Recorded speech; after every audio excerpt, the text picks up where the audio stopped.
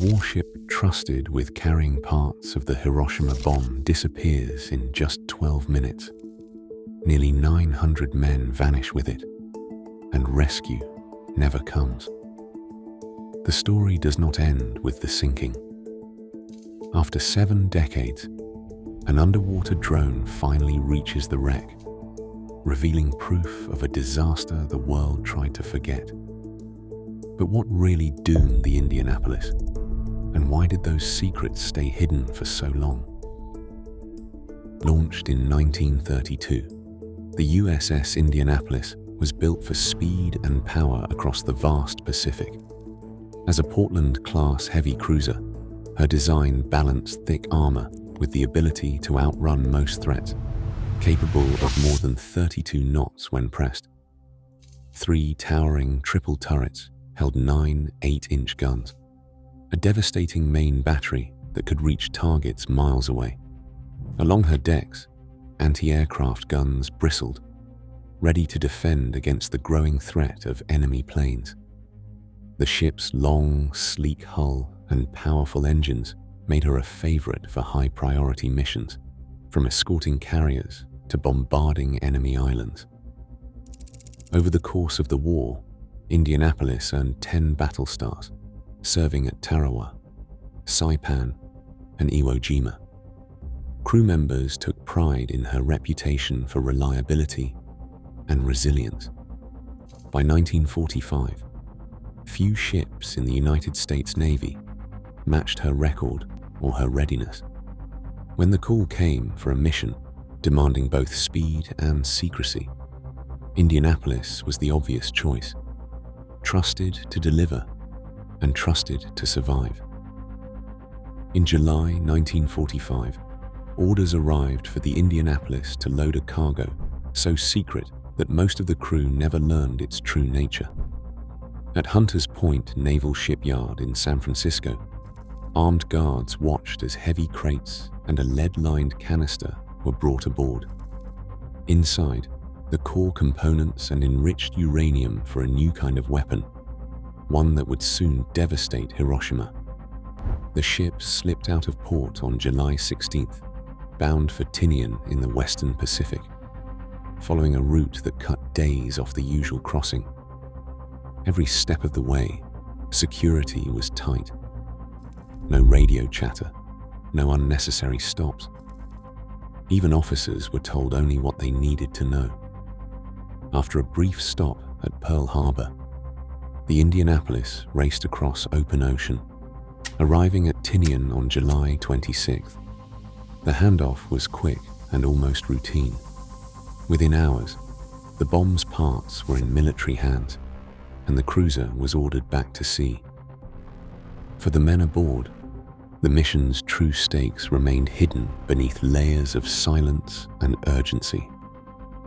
After the handoff on Tinian, Indianapolis received new orders. Proceed alone across the Philippine Sea, bound for Leyte Gulf. The route, officially labeled Danger Area 2, cut through waters still prowled by Japanese submarines. Navy planners weighed the ship's speed against the shrinking reach of the enemy and decided no escort was necessary. Late war doctrine often favored rapid solo runs for fast cruisers, especially with most Japanese surface threats believed neutralized. The ship's orders called for 17 knots, quick enough on paper to outpace submarines. Intelligence suggested the risk was manageable, but the reality was more complicated. The Philippine Sea remained a hunting ground. No zigzagging was required at night, and the horizon offered no warning. With the war's end in sight, resources were stretched, and High Command assumed a ship like Indianapolis could handle the crossing without support. Alone in the vastness, the crew followed their orders, unaware that the decision to send them unescorted had left them exposed to dangers no one wanted to acknowledge. Midnight, on July 30th, 1945. Deep beneath the surface of the Philippine Sea, Submarine E-58 stalked its prey. Commander Mochitsura Hashimoto studied the dark horizon through his periscope, waiting for the right moment. The Indianapolis, running fast and alone, cut a faint silhouette against the night. Hashimoto's crew worked in silence, preparing 6 Type 95 torpedoes in their tubes. The submarine crept closer, closing to within 1,500 yards. Orders were whispered. At exactly 12:15 a.m., Hashimoto gave the signal. 6 torpedoes surged from I-58, their wakes invisible in the black water. The spread was calculated, wide enough to guarantee a hit, tight enough to strike a vital target. Above, the crew of the Indianapolis had no warning. The ship's speed and course made her a tempting target, and also left little time to react. In those final moments before impact, the only sign of danger was the distant hum of engines and the endless dark.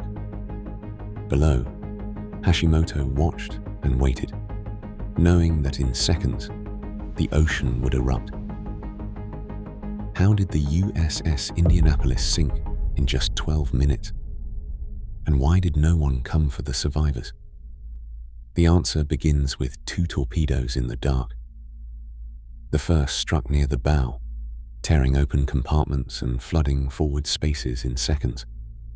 The second hit amidships, close to the powder magazine and fuel tanks, triggering explosions that knocked out all power. Lights died instantly. Radios fell silent. Water poured through ruptured bulkheads, trapping hundreds below decks. With the ship listing hard, chaos erupted on deck. Orders shouted, but few lifeboats launched, and most men forced to jump without gear. The entire ship vanished beneath the surface in less time than it takes to boil water.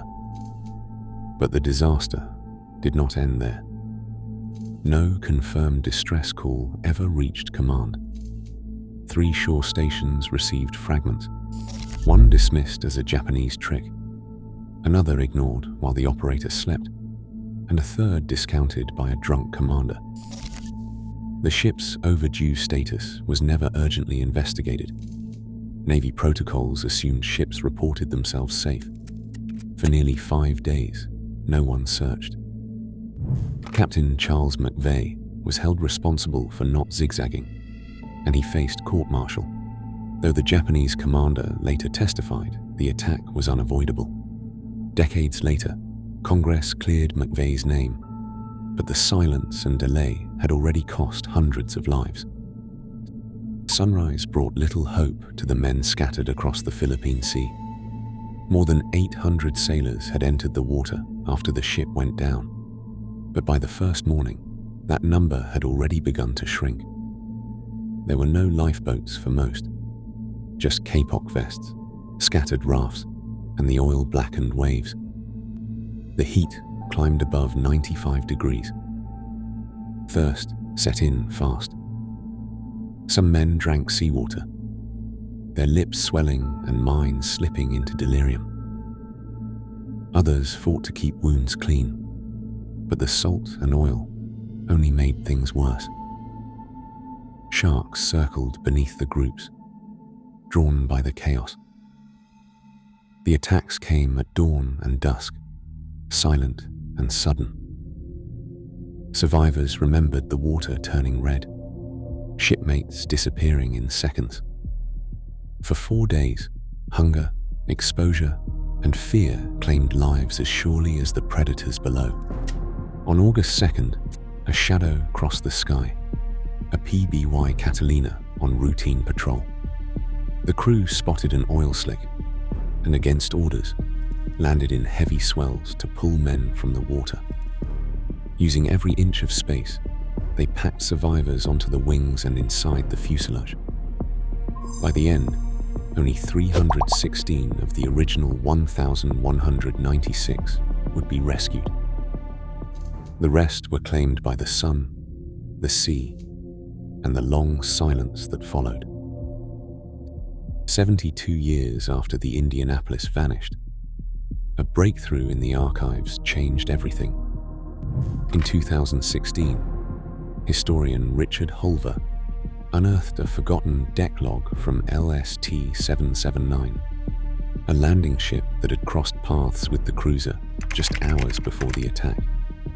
That single entry shifted the search area by nearly 25 miles, enough to rewrite the map of the disaster. Guided by this new evidence, the research vessel Petrel set out with advanced sonar and remotely operated vehicles, scanning the seafloor nearly 18,000 feet down. On August 19, 2017, the sonar revealed a shape no one had seen since 1945. The wreck told its own story. The bow, torn from the rest of the ship, lay separated by hundreds of meters, a silent witness to the violence of the torpedo strikes. The hull still bore the number 35, and it rested upright in the darkness. Its steel warped and fractured. Where the explosions had split the ship, debris fanned out across the silt, echoing survivor accounts of a ship that broke apart as it plunged. The evidence matched the chaos described in testimony. A catastrophic midships rupture, a bow sheared away, and a ship swallowed whole in minutes. The deep ocean had preserved the truth, confirming details debated for decades and closing the final gap between memory and proof. Secrecy, missed signals, and a 12-minute disaster still echo in military protocols today. As sonar and technology reveal lost truths, the Indianapolis reminds us, even the deepest wrecks leave lessons on the surface. Some warning signs are only visible long after the damage is done. What would you change?